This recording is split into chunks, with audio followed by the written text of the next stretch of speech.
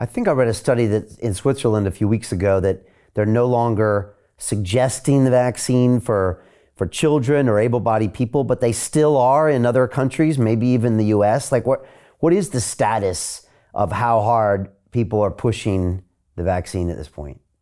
So it's still mandated in many colleges across the country. First responders in hospitals and police departments and fire departments are still under mandates in certain areas of the country. There's still some corporations that are probably still pushing this. The good news is that booster uptake is way down, and the general populations of the globe are using common sense. They know it doesn't work, so why, continue the insanity of doing something that doesn't work? And I'm happy about that. But again, the thing that I'm most concerned about are the medium to long-term effects. Has damage already been done? And the thing for me that really got me concerned was when we discovered the injured, which we got an estimate for the injured from the Pfizer clinical trial data. And that's why they wanted to hide it for 75 years, because that's our estimate. And again, so you have an estimate of injured, but then you ask yourself, well, we were searching for how does it manifest? And when we found the absence and work time lost, that's when we said, aha. And that's when we married those two together. And to give you an idea of the economic damage, we estimate 5.2 billion lost in wages from the dead, about 52 billion disabled, and 89 billion from lost work time from the injured. So the injured are causing the most economic damage. And there's also the productivity lost that we can't measure. We can only measure wages. What do I mean by productivity? Productivity is a multiplier of our economy. So the more productive we are, the more economic growth we have, and it's a multiplier effect. So since we can't measure that, our 150 billion estimate could be 500 billion, could be $1 trillion. We don't know. What we do know is when you're chronically ill, the other people that aren't ill have to pick up the slack, and they get burnt out, and they may get sick, not because of vaccine injury, just because they're overworked.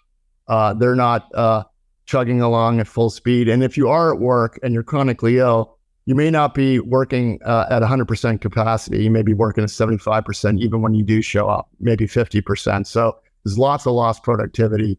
And, that's just showing up anecdotally all over the US, and especially in service industries where restaurants are closing early, car repair shops aren't moving things through fast enough.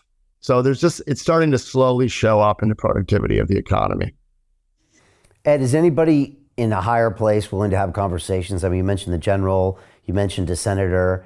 Has any of that changed where people are willing to even discuss this with you? I mean, obviously having Robert out there is great because there's someone in a political party that's actually talking about this, but is anybody else engaging with you? So I was told by some media people that they would put me in touch with Marjorie Taylor Greene, who's running the COVID investigation committees. And I became frustrated because no one reached out to me. And then Dr. Robert Malone recently said as much in a tweet. I retweeted it. Then he went on Steve Bannon's show and said, it's been crickets from the Congress that should be reaching out to Dr. Malone. He mentioned my name in the interview and said Ed Dowd and I have not been sought after for our expertise. So we're just curious as to why no one really wants to bring us to the Hill and testify, because as far as I'm concerned, there's, a lot of people in all the countries of the globe who are getting sick, and they're going to their doctors, and if you're not informed of what we are informed of, you go in and you have a symptom. So the doctor treats the symptom, but not the underlying cause, which we think is a compromised immune system. And there are all sorts of protocols being developed to detoxify the spike protein. So until we have a kind of a national global conversation about this, people are going to continue to treat the wrong things and not solve the underlying problem. That's what I'm most annoyed with, is that this kind of silence and this cover up is going to cause more damage. So Jim Rickards has just recorded a video that's not available to anyone in the public, and he's going to be talking about how this upcoming recession is going to be fast, it's going to be bloody, it's going to be nasty. But at the same time, He's going to show you how you can position yourself to profit from all of this chaos. Now, we've made this video only available to our viewers. Go to londonreal.tv/Jim. Watch that immediately. I can't say enough good things about Jim Rickards. He understands the global economic system better than any guest I've ever had on London Real. His predictions are almost uncannily true, and you can learn how to profit from his vision, from his expertise, and his understanding of economics. So go to londonreal.tv/Jim or click the link below. It's an excellent, excellent look on what's going to happen in the future and how you can position yourself to profit from that. Jim is one of the best in the business, one of my favorite guests on London Real, and he's very, very good at predicting the future and showing us all to profit from it. So click the link, and I hope you enjoy. The greedy bankers are about to do it again.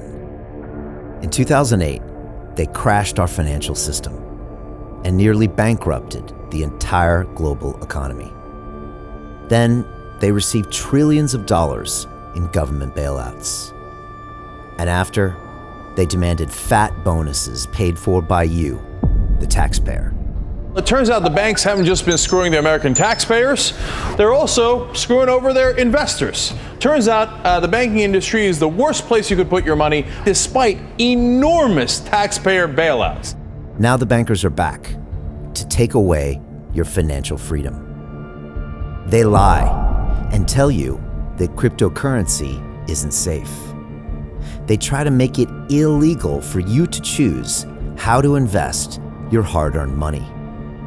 They lie and say cryptocurrency is used by money launderers and criminals. But look at the record. It's the banks themselves that launder hundreds of billions of dollars every year to the biggest criminal operations in the world. Leaked documents have revealed how some UK banks have helped criminals, money launderers and Russians under sanctions. American authorities discovered that the Sinaloa cartel moved $881 million through HSBC accounts as bank officials turned a blind eye to the illegality. The bankers lie and say cryptocurrency is not a real investment. Meanwhile, the smartest CEOs in the world are buying billions and billions of it. The truth is that banks lie about cryptocurrency because it makes them scared. The banks take $9 trillion per year of your hard-earned money, and they are worried that they will finally be exposed. They're scared because crypto means they can no longer control your money, which means they can no longer control you. They are scared because you might actually understand your money and intelligently decide what to do with it. Now is the time for us to come together, fight back, and take control. It's time to educate ourselves, our families, and our communities. Because financial education means financial freedom. We know that cryptocurrencies will help us build the new decentralized financial system of the future. A banking system that is of the people, by the people, and for the people. A banking system where access to finance is a fundamental human right. A banking system that is free and fair and welcomes all humans on this earth. The DeFi revolution is happening. We, the people, can no longer be fooled. We choose to take control of our finances. We choose to take control of our freedom. We choose to take control of our future. Join us, and let's take back our financial freedom forever.